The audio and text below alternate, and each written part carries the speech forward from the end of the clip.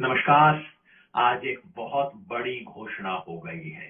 Caste census, जाति जनगणना, जिसकी मांग थी पिछले कुछ महीनों से नहीं, सालों से नहीं, दशकों से, डेकेड से जो मांग चल रही थी, आज सरकार ने घोषणा की है कि अगली जनगणना में कास्ट एन्यूमरेशन किया जाएगा।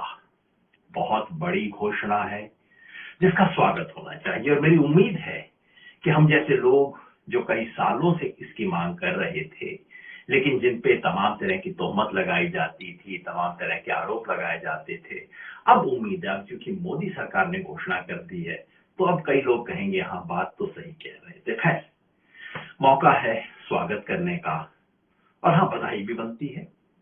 बधाई सरकार को बनती है, मोदी जी को भी बनती है, मगर उससे ज्यादा बधाई बनती है उन्हें जिन्होंने इस सवाल को लेकर दशकों तक संघर्ष किया।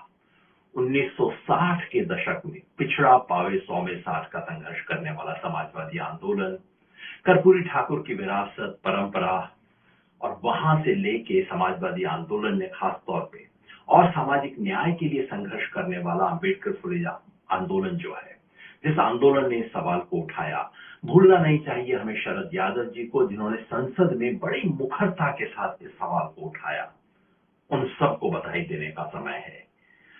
लेकिन ये सब होने के बावजूद कास्ट सेंसस होने वाला नहीं था अगर राहुल गांधी इस सवाल को जिस शिद्दत से उन्होंने पिछले साल भर से उठाया है, अगर वो ना उठाते, इसमें कोई शक नहीं है।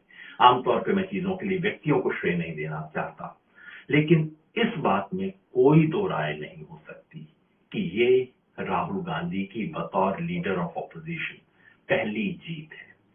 जिस तरह से उन्होंने इस सवाल को उठाया, अपनी पार्टी के अंदरूनी तमाम विरोध थे, तमाम तरह के स्वर थे, बाहर मखौल उड़ रहा था, उसके बावजूद जिस शिद्दत से इस सवाल को उठाया, कंसिस्टेंटली उठाया, उसने मोदी सरकार के पास कोई रास्ता नहीं छोड़ा बजाय इसके कि वो इसकी घोषणा करें। तो ये राहुल गांधी की विजय है, बधाई उनको भी।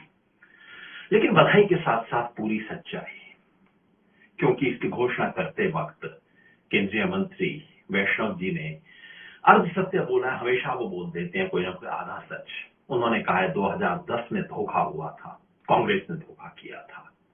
बात सही है कि 2010 में इस देश की संसद ने सर्वसम्मति से कहा था कि जाति जनगणना की जाए, लेकिन वो हुई नहीं। जाति जनगणना के बजाय हो गया एक सोशियो इकोनॉमिक सर्वे जिससे बात नहीं बनी। तो एक मौका तो मिस हुआ।